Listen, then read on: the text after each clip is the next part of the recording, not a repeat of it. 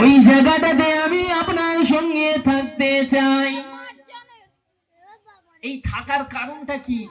আল্লাহ নবীর জবান থেকে জান্নাতি সার্টিফিকেট পেয়েছেন, কি আমল করে পেয়েছেন ওই আমলটাকে ধরা, ওই আমলটা আমার জানার, ওই আমলটাকে আমার বুঝতে হবে যে কি আমল করে আল্লাহ নবীর জবান থেকে জান্নাতি সার্টিফিকেট পেলেন।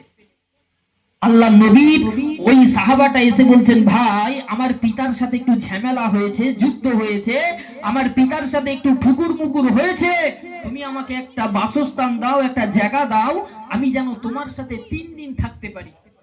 3 দিন পরে শরিয়াতের নিয়ম হলো, ইসলামের নিয়ম হলো, আপনার সাথে যদি কারো ঝামেলা হয়, আপনার সাথে যদি কোনো যুদ্ধ হয়, আপনার সাথে যদি কোনো ঝগড়া হয়, 3 দিনের বেশি তার সাথে আপনি কথা না বলে থাকতে পারবেন না। 3 দিন পরে আপনাকে কথা বলতেই হবে। এটা হচ্ছে শরিয়াতের নিয়ম, ইসলামের নিয়ম। এ কথা বুঝছেন? আল্লাহ নবী সাহাবাটা বললেন, ভাই আমাকে 3 দিন থাকার একটা বাসস্থান দেন, জায়গা দেন, আমি ওই জায়গায় থাকতে চাই।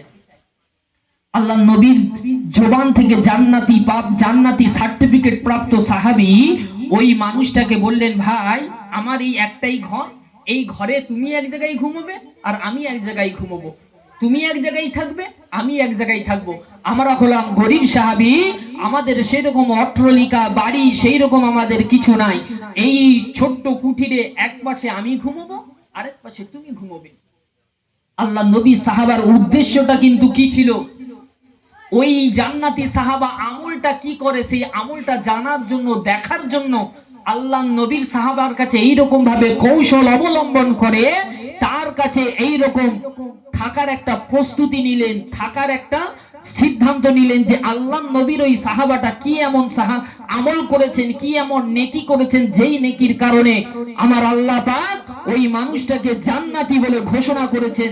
সেই আমলটাকে আমাকে তুলে নিয়ে আসতে হবে, সেই আমলটাকে আমাকে খুঁজে বের করতে হবে।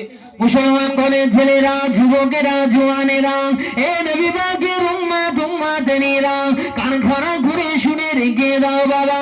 ওই সময় সাহাবাটা জানায়, ওই সময় সাহাবাটা জানায়, ও নবী সাহাবা, আমার এই একখানা কুটির ঘর, আমার এই একখানা ছোট্ট কুটির ঘর, ওই একখানা ছোট্ট কুটির ঘরে তুমি একদিকে শয়ন করে যাও, আমি একদিকে শয়ন করে যাই, তুমি একদিকে রেখে দাও, আমি একদিকে থেকে যাই।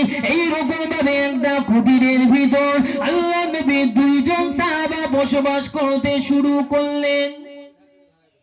আল্লাহ নবীর 2 জন সাহাবা একটা কুটিরের ভিতরে বসবাস করছেন।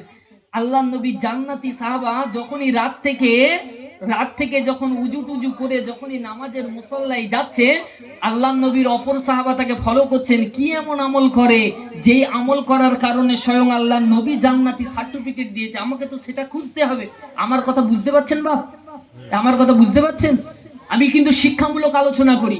আপনাদের কাছে আমি বলে যাচ্ছি যে সাহাবাটার কাকুতি কেমন ছিল শুধু দেখেন। জান্নাত পাওয়ার জন্য আল্লাহ নবী সাহাবা, যিনি আল্লাহ নবীকে ঈমানি অবস্থায় চামড়া চোখে দেখেছেন, সেই সাহাবা জান্নাতি পাওয়ার জন্য, জান্নাত পাওয়ার জন্য কেমন ভাবে অপর সাহাবাকে ফলো করছে শুধু দেখেন।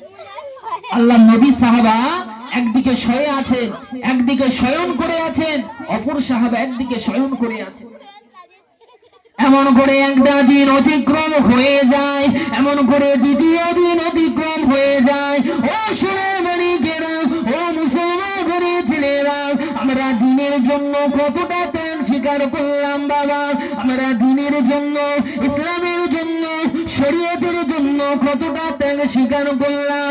ওটা যদি আমাদের এইরকম ভাবে অ্যানালাইজ করা হয়, আমাদের যদি গবেষণা করা হয়, কিছুই পাওয়া যাবে না।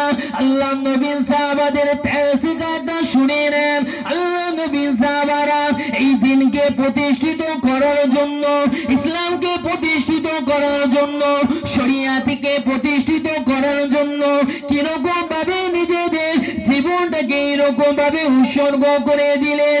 আল্লাহ নবীর সাহাবার কাছে দাঁড়ায় একটা দিন অতিক্রম করে গেলেন, কোন রকম কিছু জানতে পারলেন না। দ্বিতীয় দিন অতিক্রম করে গেলেন, আল্লাহ নবীর আমলটা জানতে পারলেন না। এমন করে তৃতীয় দিন এইরকম ভাবে অতিক্রম করে গেলেন, আল্লাহ নবীর আমলটা জানতে পারলো না। কদিন থাকার কথা বলেছিলেন? তৃতীয় দিন অতিক্রম হয়ে গেছেন, কি এমন আমল করে জান্নাত টিকিট পেয়েছেন সেই আমলটা আর খুঁজে পায়নি। চিৎকারে বলছে যে হে আল্লাহ নবী সাহাবা, আমাকে আপনি ক্ষমা করবেন, মাফ করবেন, আমার উদ্দেশ্য ছিল একটা, কি আপনি যে আমলটা করে আল্লাহ নবীর জবান থেকে জান্নাতি সার্টিফিকেট পেয়েছেন, ওই আমলটা দেখা, ওই আমলটা অনুযায়ী আমি আমল করে দুনিয়ার জমিন থেকে আমিও যাতে জান্নাতি হতে পারি, এই উদ্দেশ্য নিয়ে আমি আপনার কাছে 3 দিন থাকার জন্য এসেছিলাম। কিন্তু বড় দুঃখের বিষয়, 3 দিন অতিক্রম হয়ে গেল, রাত গেল, দিন গেল, দিন গেল, রাত গেল, আমি এখনো পর্যন্ত না আপনার ভিতরে সেই আমলটা খুঁজে পেলাম না যে কোন